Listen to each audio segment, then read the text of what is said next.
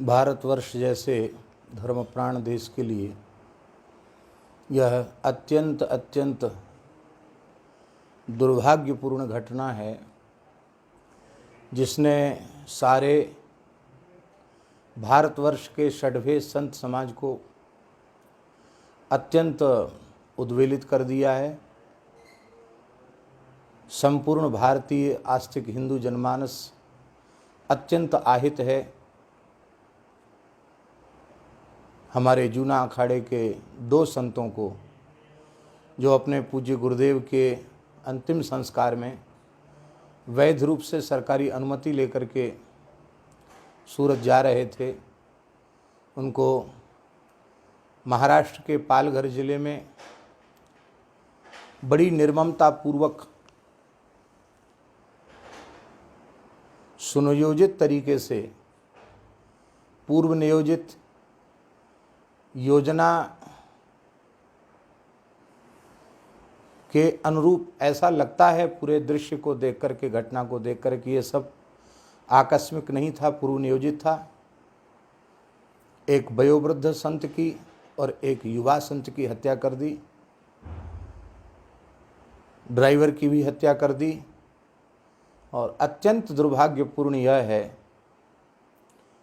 कि जैसा कि वीडियो मैंने स्वयं अपनी आंखों से देखा, ऐसे लगता है मानो पुलिस उन बर्बर आक्रांताओं को, संतों को सौंप रही है।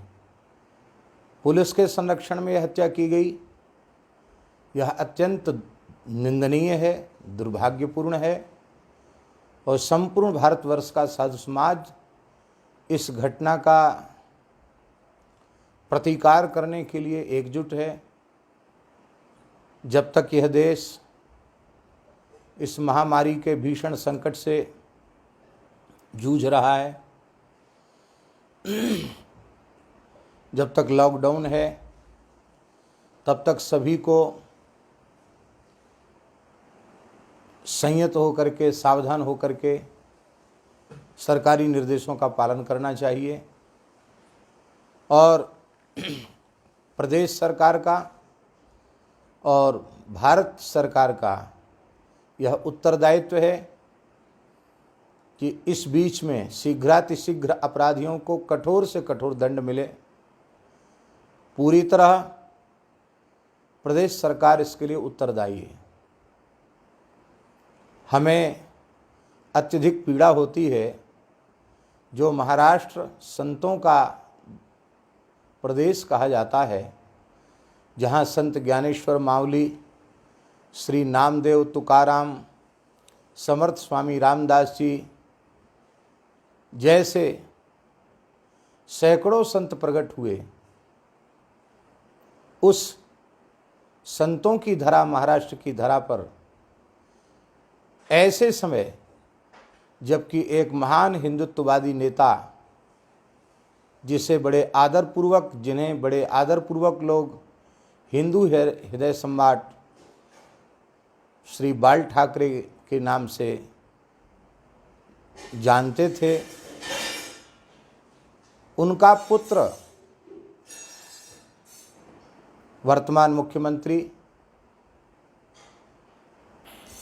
प्रदेश सरकार के मुख्यमंत्री पद पर आसीन हैं।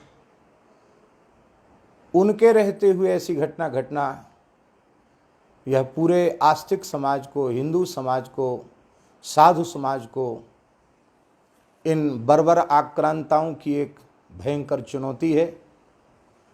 भले ही किसी से मिलकर श्री उद्धव ठाकरे जी ने अपनी सरकार बनाई हो, सत्ता हासिल की हो, लेकिन उन्हें यह कभी नहीं भूलना चाहिए कि वे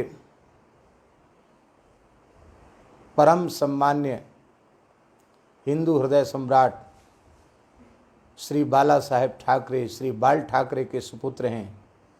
अपने पिता की गरिमा को और पिता के हिंदुत्व के प्रति जो उनका समर्थन है, उसको उन्हें कभी नहीं भूलना चाहिए।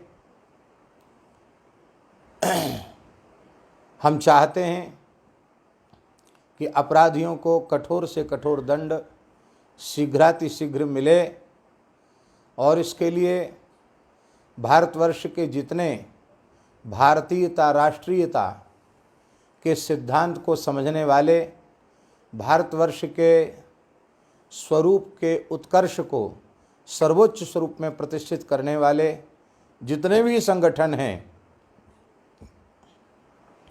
उन समस्त संगठनों को